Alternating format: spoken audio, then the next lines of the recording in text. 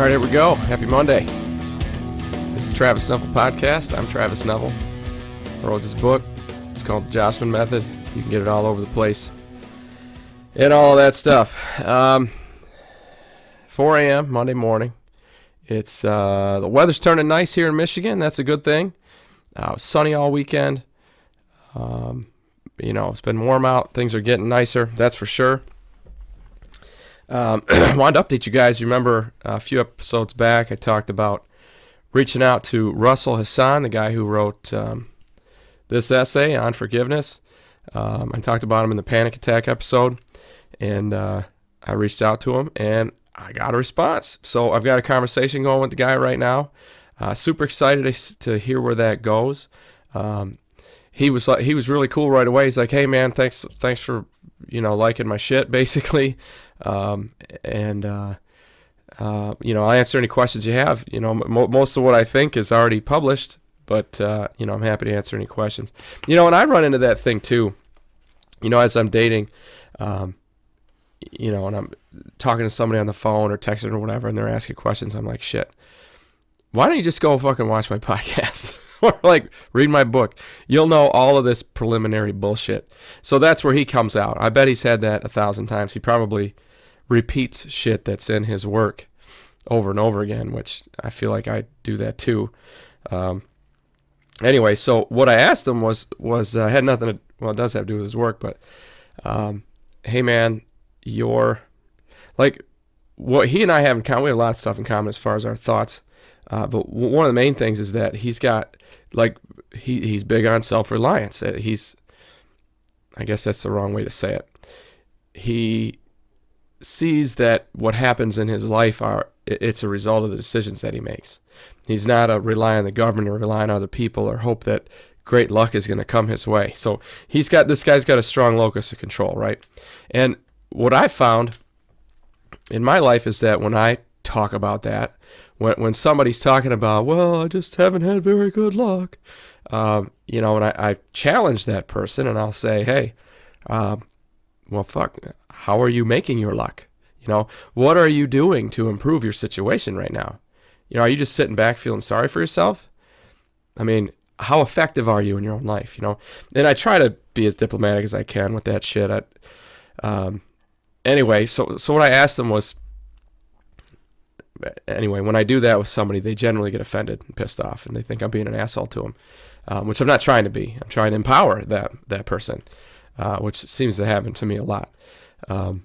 Anyway, I asked him if he's kind of run into that situation. Basically, hey man, since you've published your stuff, as you've put this stuff out there, has your personal circle shrunken? Have you upset people? Have you had people who are on the left side or the right side of that locus of control where they think everything is luck? I can't remember if it's left or the right. Have you had those people pissed off at you? Because you're basically saying, hey, it's up to you how your life is going to go. There's lots of things you can do to improve your own life.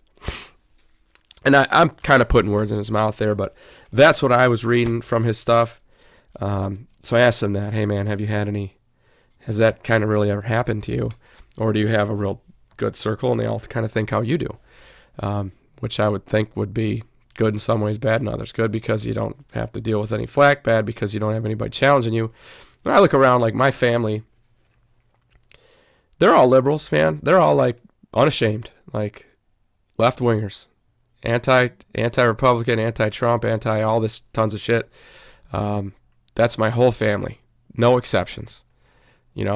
Parents, siblings, in-laws, all of them. And I don't I feel differently than that. So when we talk about it, things, I get labeled and shit like that happens and whatever, I'm doing my best on that. And then my friends, same thing. I mean, I can count the guys I coach with, they all kind of think like I do. But my close friends, my high school friends, most of them are basically liberals. And it makes it tough to have conversations sometimes. Anyway, so I was wondering if that's anything that's happened to him. So we'll see. We'll see how that goes. We'll hopefully get a conversation going. I just wrote back to him today. So hopefully that will come around. And what I did is I sent him the episode where I talk about his work. And I even told him how far I had to skip in it to get to where I start talking about his work. And hopefully he'll come back with some good positive stuff there. So we'll see.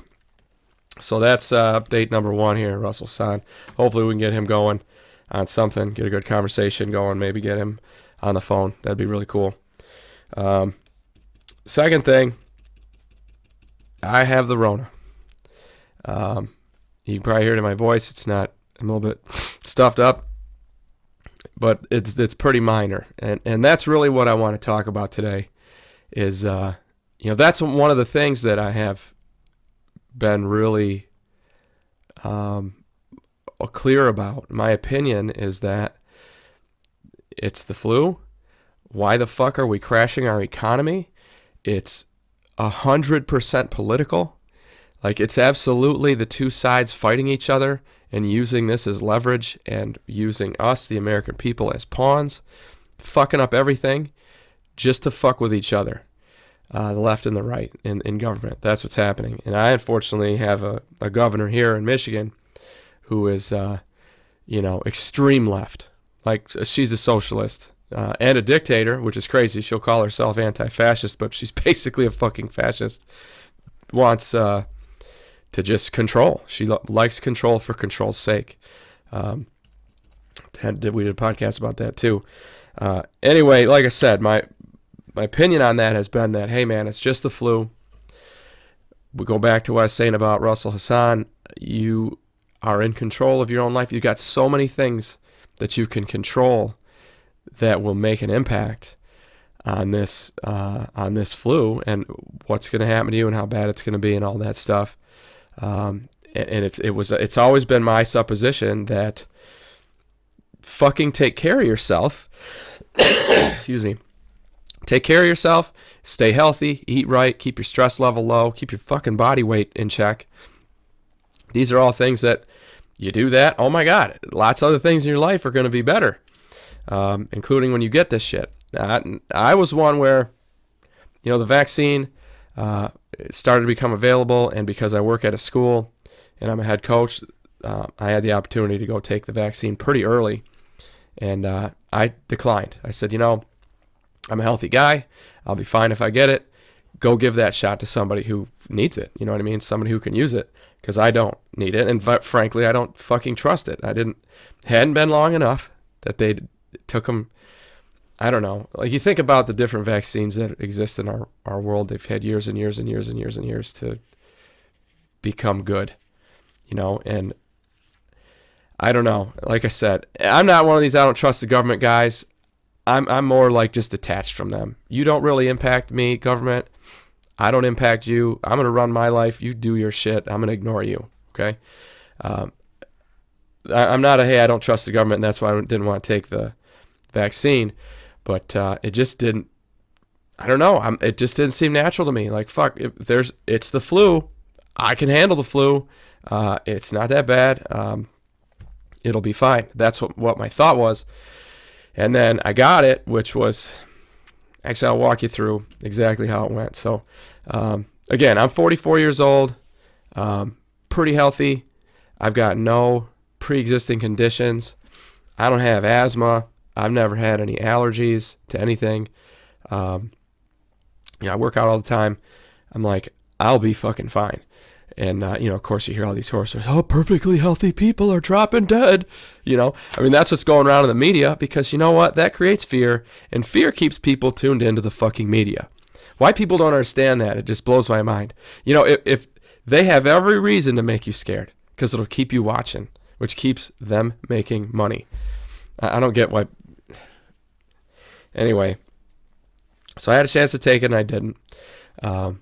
I stand by that decision. It was the right move for me. I'll walk you through how it went for me. Last week, actually 2 weeks ago, this would be, I drank a few beers for like 5 days in a row. And just, it was a weird order of events. There was a booster club meeting and a football thing and just 5 days straight. And then I was up north, met with a friend, and had a few. So that was 5 days in a row of not getting drunk, but, having a few drinks. And I know that fucks with your immune system. And I shit you not, it was the fifth night. I'm sitting in my buddy's house, and I couldn't get warm. Okay, couldn't get warm. That was on a Saturday, and maybe it was Friday. We'll say Saturday. Couldn't get warm, so I'm like still wearing my coat, got a blanket on me. It's pretty cold out, but whatever. I couldn't get warm. I'm like, okay, that's weird. Didn't get very good sleep that night. Got up the next morning and drove, and got back to my cabin, and all that day I had hellified scoots. Like, I had diarrhea like crazy that whole day. And I'm like, shit, this is during the time of year where I got to haul water into my cabin because the well isn't on, because it's, it'll freeze at night. And so I'm like flushing all this water down. So shit, what am I going to do? I'm running out of... So I end up having to start going outside, and I have an outhouse and all that. So anyway, that was Sunday. And later that night, it kind of dried up. So I'm like, all right, I'm going to head home. And my new car had just been delivered on Saturday to my house downstate. So I'm going to get home and see that. And so I got home pretty late Sunday night, like 10:30. Still feeling okay. I had the chills one day, basically, the scoots the second day. And then I get up Monday morning and started to feel kind of flu, like the usual little rundown, some body aches. I'm like, all right, I'm probably getting sick here. So, started hitting the hydration. I went to the gym that morning just like normal. I just did a lift, and I did not run. I'm like, I know the cardio is going to drag me down. I know that's just how I work. If I do strong, hard cardio when I'm sick, it'll make me worse. So I didn't do the cardio. I just lifted. And then I got up Tuesday morning, and it was like I got hit by a fucking bus. Horrible body aches, chills. I was alternating between freezing my dick off and sweating like crazy. It was weird. I started checking my temperature. I got one of those laser temperature things. And then I got up Wednesday morning. I certainly felt better than Tuesday. Tuesday, I was like anchored to the couch, couldn't move. I mean, like getting up to go to the bathroom was like an effort, But still, it's just the flu. I get up Wednesday morning. I'm talking to the coach I work with. He's like, listen, you can come and get tested for free at the school. They'll test you right there from your car. I'm like, all right, cool. So I went up there and got tested. I didn't even get home yet. And it's not even a 2-mile drive. I didn't get home yet, and the athletic director called me, and he's freaking out. You're positive. Oh, you're positive. How many meetings have you been at? So I'm like, all right. So I got the Rona. The whole week was basically the same. It's basically the flu, body aches, a little tired. One of the weird side things is that I got like this, like brain fog. It feels like a hangover. Like the day when you're hungover, you're like cloudy. You can't really think that straight. That's how it feels. Anyway, so that's been most of it. I did do this. So Tuesday was bad. Wednesday, Thursday. I think it was either Thursday or Friday. I was like, all right, I can't just sit and spend 3-4 days. I know I'm basically past the worst of it. Tuesday was the worst of it. I got to start moving around. I got to start doing some shit. So I went out, got in the garage, and started working on the suspension of my new car. And I went around, it took like 5 hours. I changed the springs out, and I'm really happy with the look. It looks fantastic. And I was pretty exhausted at the end of that, but I didn't eat the whole time either, and I didn't take any ibuprofen. Ibuprofen's been my best fucking friend, by the way, because it takes away the body aches. And that's really the main thing that's happening still. So, hey, buddy, get out of here.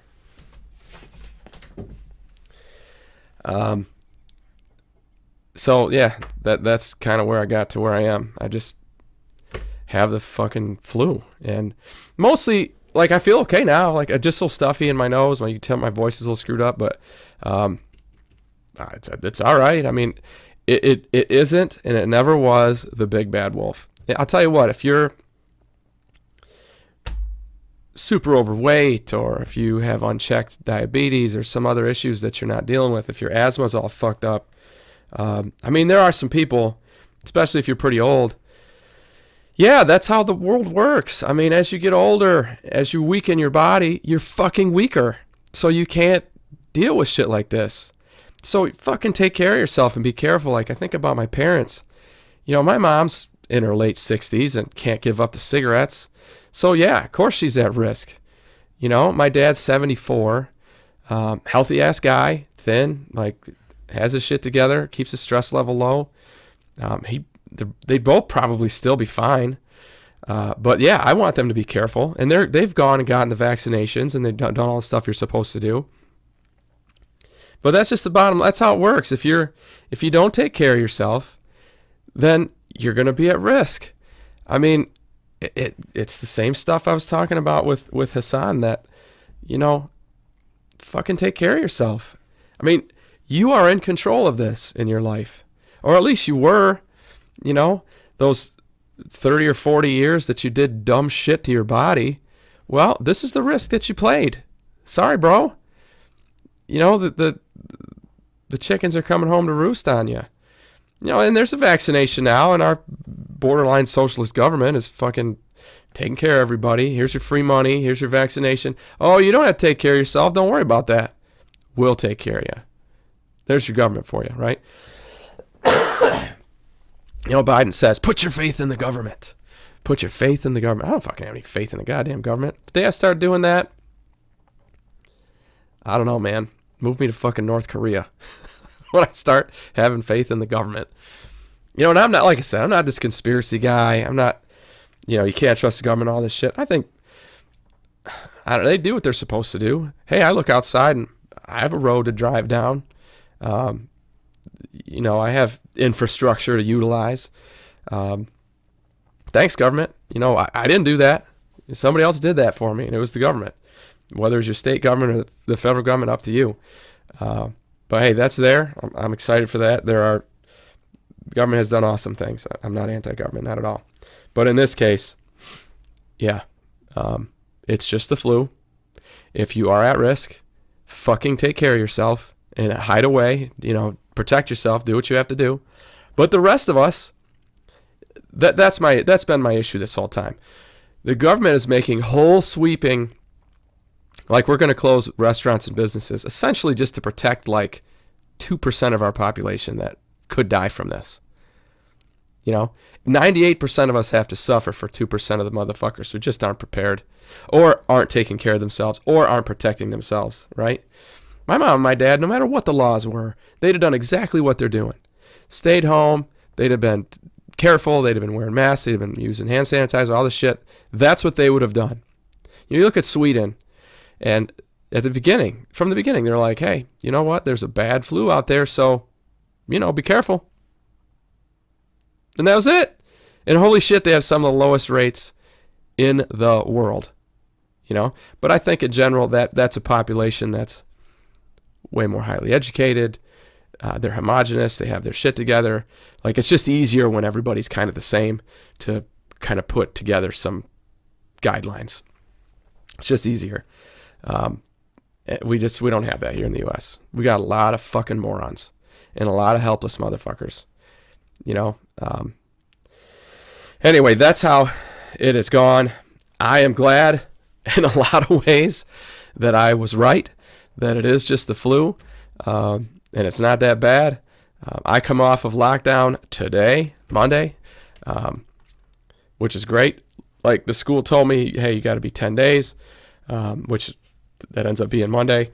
So I'm out. I can actually leave the house, drive my new car, and go places and have a beer and do all that shit starting Monday, which is good. But anyway, that's the Rona. Again, I will admit there was a tiny little bit of me. At one point when I was real sick, I was pretty damn sick on Wednesday, like I said. I texted my buddy Rudy and said, hey, man, because he had already gone through it. Like, there's no long-lasting effects, right? Like, you're 100% back to where you were. Like, that was me cracking just for a second. Because, I mean, you know, I know some healthcare professionals, and they're like, oh, healthy people are dying. And the whole, lung scarring, and, you know, you're going to be out of breath for the rest of your life, and, like, healthy people. So, like, you're totally good, right, dude? And he's like, oh, yeah, 100%. Totally good. Nothing left. Totally good. Like, all right, cool. So that was I cracked there for a second. But, you lean on your buddies and you get out of it and you're good to go. But what can I learn from this? Hey, it was a crapshoot either way, right? Those of you who took the vaccine, that was probably your best shot. You couldn't afford to take the same risk that I took. Now, I'm healthy, so I could take well, you know what? I'm going to take my chances, and I know if I get it, I'm going to be okay. I don't know if I want this needle in my arm. You know what I mean? And more than that, and I can't believe this hasn't happened yet, especially with my governor, I don't want the government telling me I got to put a needle in my arm. I don't, especially for the fucking flu. You know what I mean? Now, MMR, that shit, the shit that'll really kill you, that you all take before you go to kindergarten. And, I think I had to take some other inoculations before I lived in the dorms when I was in college. But that was like gonna kill you stuff. I don't need an inoculation for the common cold, okay, for the flu. Never taken a flu shot, never going to. Healthy, I'll be fine. Some of you guys can't take that risk. Hey, whether it's because of the decisions you made, which for most of you it is, or if it isn't. I mean, if you just genetically ended up with asthma or you got bad lungs, fuck, I'm sorry, that sucks. So you have to be careful. You've got to do some different things than I would have to do. So you better get the vaccination. This is your best option. I didn't have to do that, so I could roll the dice, and I have come up all aces or whatever the fuck would be good for dice. Sevens, right? It came up all right. I'm just got some lingering symptoms, but I'm totally fine. And now I have immunity, which is fantastic. I would think that by next year, I was talking to another healthcare professional last night. Flu shots are only good for a year. So's your immunity for this shit. I mean, you have to, if your body's not actively fighting it, then it loses its ability to deal with it. At least that's what she said. So maybe next year things will be different. But my hope is that by next fall, when people start getting the flu again, we'll be closer to herd immunity. I mean, the states that have opened up, Texas, Florida, and Sweden, that isn't a state, but places that have opened up, their numbers are through the basement. Everybody got sick already, so they're good. Here in Michigan, dragging it the fuck out. I just heard that my governor is going to make every in-sport athlete in high school do a rapid test every fucking day. I'll tell you what the rapid test is. They take this big, long fucking Q-tip and they jam it up your fucking nose. Both sides basically tickle your brain, and then that's how they test it. Kids are going to have to do that every day. It's the most ridiculous shit I have ever heard. First of all, the time it's going to take, the money it's going to take, how many peripheral problems you're going to get.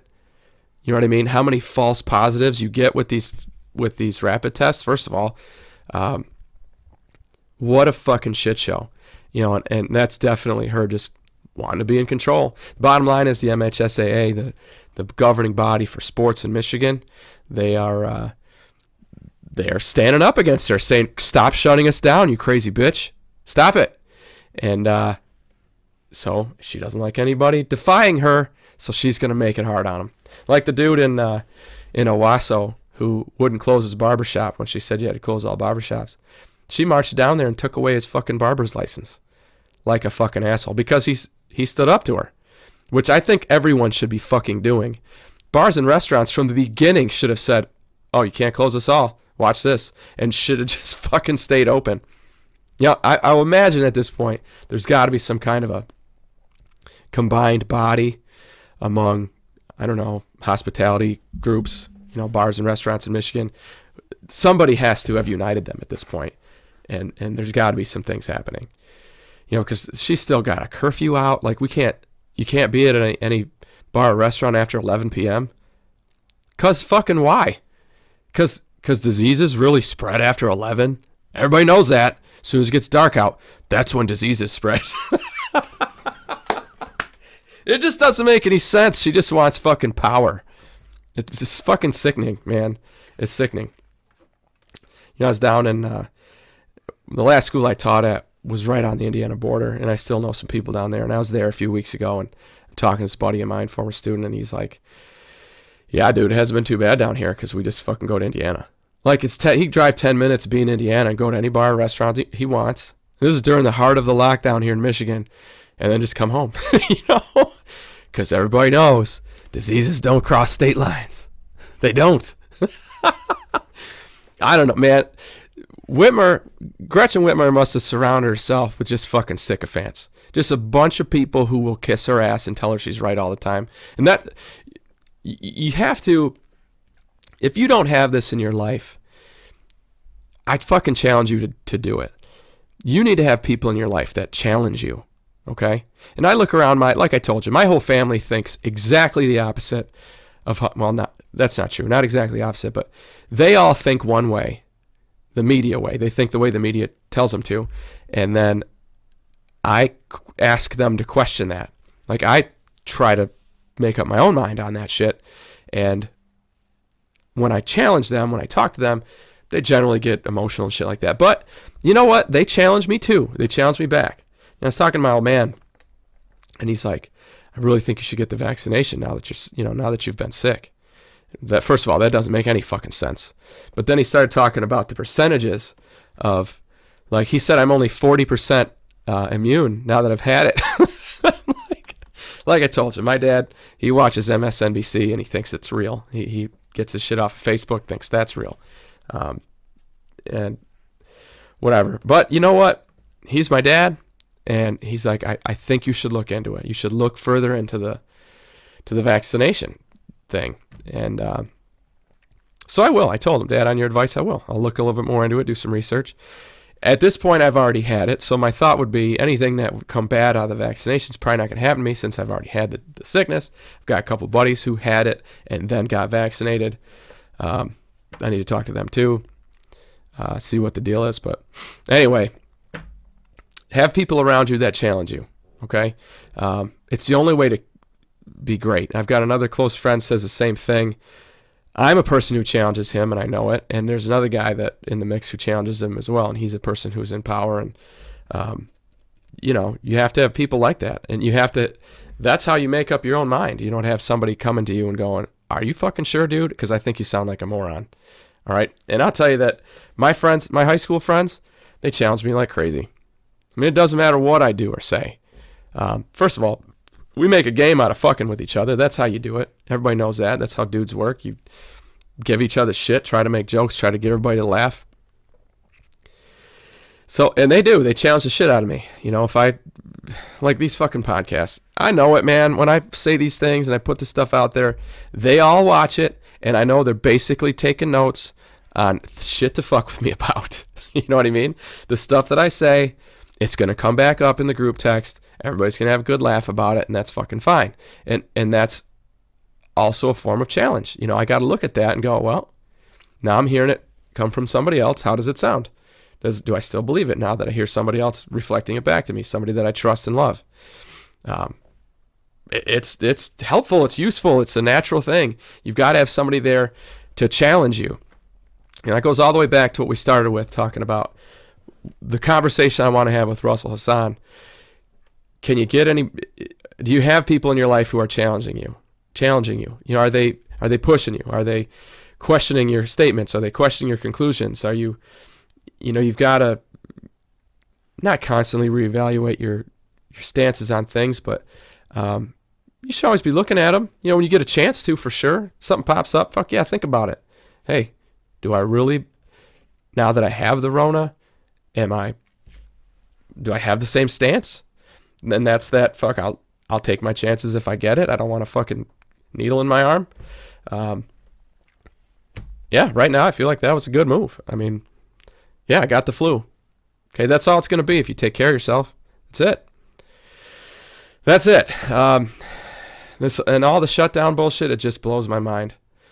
You know, it just, I'm just so embarrassed at our American populace in general that we've allowed fear to change us so much. That we've allowed, if I'd have told you 2 years ago that we'd basically be living in a police state where you're not allowed to go out of your house, the government's going to tell you what you have to wear on your face,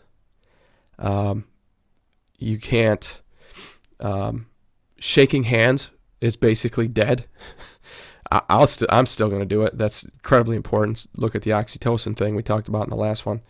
That there'd be a curfew, that restaurants and bars, all restaurants and bars would be closed, that construction would be illegal, that parts of Home Depot would be closed, that the government would do all this and you wouldn't do shit about it, that the majority of your population around you would be happy that this is going on because they're so afraid.